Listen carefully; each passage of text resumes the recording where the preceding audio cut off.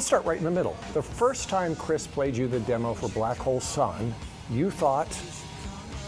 I immediately thought it was an amazing song, amazingly, penned and arranged.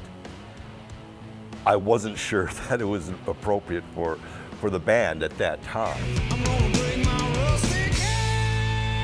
That's because up until then, Soundgarden had been built for sweaty clubs, packed rooms, loud amplifiers, and live chaos. Chris Cornell's song was different. And this was very much a studio composition.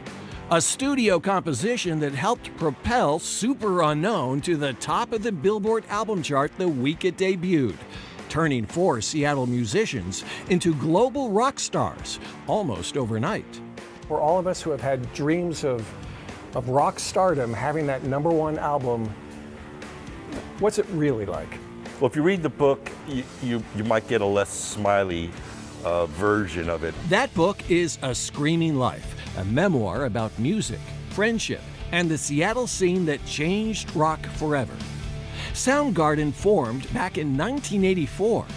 And the first time Kim, bassist Hiro Yamamoto, and Chris, who also drummed, played together was something. It was unbelievable. It surprised all of us. It just immediately clicked. We were very creative with each other and engaged with each other, both musically but also in terms of songwriting. And it was a surprise. Drummer Matt Cameron soon joined a band that sounded and looked like no other. I'm a son of immigrants. Hiro's a son of immigrants. Kim's parents came from India, emphasized education, and watched as their talented son discovered the kind of music that would change his life. Like the Ramones or My Generation. He wound up in Seattle at the perfect time. Despite the mythology that's grown around the grunge era, Kim says people often forget something essential: the joy. We wouldn't have been doing this had it not been fun. We weren't compelled to give voice to our demons or anything like that. And there was a lot of mutual support. It was more collaborative and cooperative than it was competitive. Chris is gone, but the legacy of Soundgarden grows. The band, which sold 30 million albums, was recently inducted into the Rock Hall of Fame.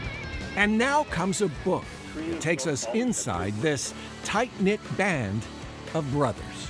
There's always a little bit of conflict and friction, but then there's this great creativity that comes out of it. And the overall picture I have is one of just pride, fondness, and love for the people that I partnered with for all these years. And I think it's mutual. I think they all see things that way.